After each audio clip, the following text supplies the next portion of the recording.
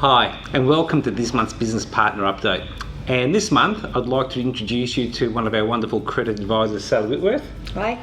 Sally's been with Acceptance Finance for a long time, and she has worked very closely with a number of our valued business partners and a lot of our clients. So, welcome, Sally. Thank you. It's been great being here so long and having clients with me for so long. Some of them are 15, 17, 20 years. And, you go through all the stages of life with them, the new houses, the second houses, investment properties, families, buying businesses, selling businesses. But one of the things I'm coming across now is more looking at their retirement planning and retirement goals. So I thought I'd talk about that today. Okay. So what do you see? When you're talking to those type of clients, what do you find? What are their goals? Yep. Well, generally what we're doing is we're looking at building lending strategies into retirement planning. Mm-hmm. And the goal there is, in retirement planning, people are looking at how much they need to live per year, mm-hmm. and working on their asset pool and how many years that they're going to be able to fund their living expenses per year. And the goal is always to make sure they can fund their living expenses per year, mm-hmm. through to life expectancy or beyond, mm-hmm. Depending on how the statistics are going. Sure. So typically when you're dealing with those type of clients, and you mentioned strategies before. Yep. What sort of lending strategies do you have in yep. mind, or what do you yep. know for the clients? So the strategies are based around either extending the number of years that their asset pool is going to last them for, mm-hmm. or to increase the amount that they have available for each year in annual living expenses. And they generally vary depending on whether you've got a partially funded mm-hmm. Retiree or a fully self-funded retiree. Mm-hmm. So for a partially funded retiree, they're usually receiving some pension income, and their main asset is potentially their home property, which is not asset tested for the pension, which is great. But what these clients often find is that they do sell their home property at some point or downsize, and they're left with this large cash pool to fund their retirement. Mm-hmm. But this cash pool after exemption periods is then means tested. So they might not get the pension for a period of time.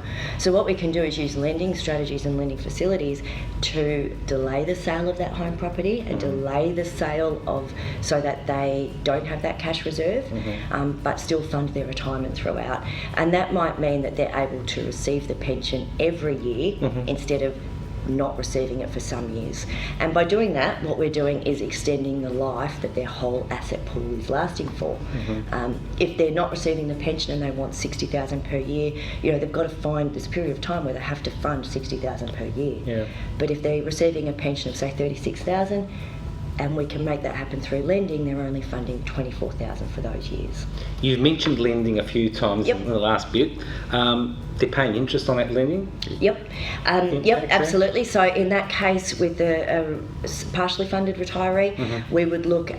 we need to make sure that we cover both the repayments mm-hmm. and the interest in any retirement planning strategies. Sure. And that, for that particular client, that would mean if they were taking, say, $30,000 a year out of a loan, and they took that loan for 10 years, $30,000 a year for 10 years at 5%, they're going to incur interest of about $80,000 yep. at 5%. So what that means is we need to make sure they're going to receive pension income of $80,000 over that 10 years that they wouldn't have otherwise received. Mm-hmm. For a full pension, that's 2.5 years of pension that they wouldn't have otherwise received, mm-hmm. Which is often the case of what happens. Mm-hmm. The other thing for that client is they've also held on to a property potentially for 10 years, mm-hmm. Longer than they would have.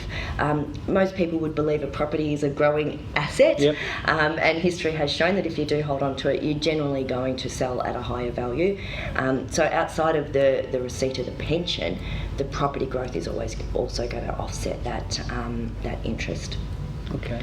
The other strategy I might mention, Albert, is the fully self-funded retiree, mm-hmm. Because it is a little bit different, but same concept. For these clients, they will usually have an investment property that they'll sell to fund their living expenses. Yep.